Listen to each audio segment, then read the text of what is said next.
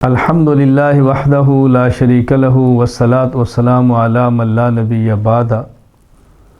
قربانی ایک عبادت ہے، اور جب بھی آپ عبادت کریں گے تو شیطان چاہے گا کہ عبادت نہ ہو، اور پھر کچھ شیطان کے نمائندے ہیں، وہ بھی محنت کرتے ہیں کہ عبادات میں خلل آئے، شکوک و شبہات پیدا کیے جاتے ہیں، مختلف وساوس ڈالے جاتے ہیں تاکہ لوگ اس سے ہٹیں۔ تو قربانی کے مسئلے پر ایک وسوسہ، ایک شبہ یہ پیش کیا جا رہا ہے، ایک اشکال پیش کیا جا رہا ہے، وسوسہ ڈالا جا رہا ہے، وہ یہ کہ اگر قربانی کا جانور ذبح کرنے کی بجائے جانور کی قیمت کو صدقہ کر دیں، کسی رفاہی کام میں لگا دیں تو فائدہ زیادہ ہو۔ اگر آپ نے ایک دن میں قربانی کی جانور ذبح کر کے اربوں روپیہ خرچ کر دیا ہے، تو اگر یہ اربوں روپے کے جانور خریدنے کی بجائے یہی اربوں روپیہ کسی مصرف پر لگا دیا جاتا، یتیم خانہ بن جاتا، بیوگان کے نکاح کا انتظام ہوتا، بچیوں کی شادی کا انتظام ہوتا، کوئی صلاحی سینٹر بن جاتا، کوئی تعلیمی ادارہ بن جاتا، کتنا فائدہ ہو سکتا تھا۔ ایک دن میں آپ نے اربوں روپیہ اڑا کے رکھ دیا، تو اس میں بھی تو ثواب ملتا ہے اور زیادہ ثواب ملتا۔ یہ آج ایک وسوسہ ڈالا جا رہا ہے، بات اچھی طرح سمجھ لیں۔ یہ وسوسہ ڈالنے والے، یہ شبہ پیدا کرنے والے بنیادی طور پر وہ لوگ ہیں جو شریعت کو نہیں سمجھے، شریعت کے نظام کو نہیں سمجھے۔ اللہ رب العزت نے اسلام کا مکمل مالیاتی نظام بنایا ہے۔ اگر اس مکمل مالیاتی نظام کو سمجھ لیا جائے اور اس کو عمل میں لے آیا جائے، کوئی الجھن باقی نہیں رہتی۔ اب دیکھیں، شریعت نے ایک نظام زکوٰۃ کا بنایا ہے، ایک نظام عشر کا بنایا ہے، ایک نظام صدقات نافلہ کا بنایا ہے، پھر ایک نظام بیت المال کا بنایا ہے۔ اب یہ سارے نظام اگر متحرک ہو جائیں، اسکول بھی بنیں گے، مدارس بھی بنیں گے، ہسپتال بھی بنیں گے، یتیم خانے بھی بنیں گے، بیوگان کے نکاح کا انتظام بھی ہوگا، سب مقام ہوں گے، لیکن نظام شریعت کو مکمل نافذ کیا جائے۔ باقی شریعت نے جو نظام دیا اس کو اچھی طرح سمجھیں۔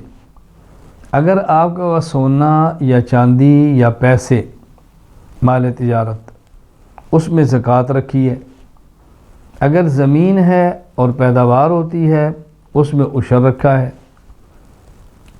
اسی طرح صدقۃ الفطر رکھا ہے۔ شریعت نے ایک حکم جانوروں کے بارے میں دیا ہے، کیا کہ اللہ کے راستے میں اللہ کے نام پہ جانور کا خون بہے اور ذبح ہو۔ قربانی سے مقصود گوشت کھانا اور کھلانا نہیں ہے، قربانی سے مقصود صرف اور صرف جانور کا ذبح کرنا ہے۔ باقی ضرورتیں پوری کرنے کے لیے پورا نظام ہے، عشر، زکوٰۃ، صدقۃ الفطر، صدقات نافلہ، بیت المال۔ یہ تو اللہ تعالیٰ چاہتے ہیں کہ بندہ میرے نام پر خون بہائے، اور کوئی مقصد ہی نہیں۔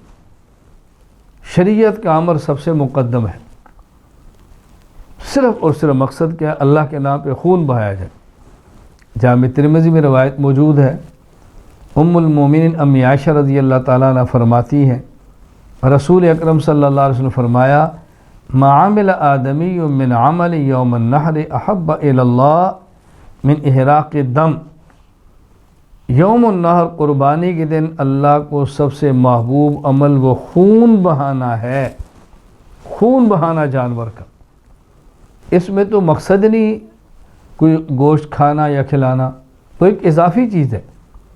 یہی وجہ ہے اگر کوئی شخص قربانی کرے اور قربانی کا سارا گوشت خود استعمال کرے، کسی غریب کو ایک گوشت کا ٹکڑا بھی نہ دے، تو قربانی کے اجر میں کمی نہیں ہوگی۔ یہ الگ بات ہے کہ جو صدقات کا اجر تھا وہ اس کو نہ ملے، لیکن صرف جو قربانی کا اجر ہے مکمل اس کو مل جائے گا۔ معلوم ہوا کہ گوشت مقصود ہی نہیں ہے، مخصوص جانور کو ذبح کرنا ہے۔ گفتگو کا خلاصہ کیا ہوا؟ یہ جو اشکال تھا یتیم خانے، ہسپتال اور سکول، اس کے لیے شریعت نے ایک مستقل نظام دیا ہے۔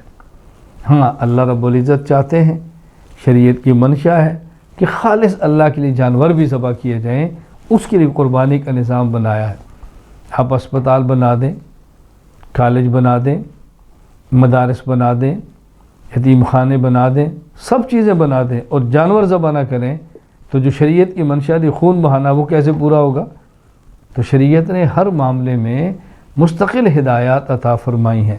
اللہ تعالیٰ ہم سب کو شریعت سمجھ کر عمل کرنے کی توفیق عطا فرمائے۔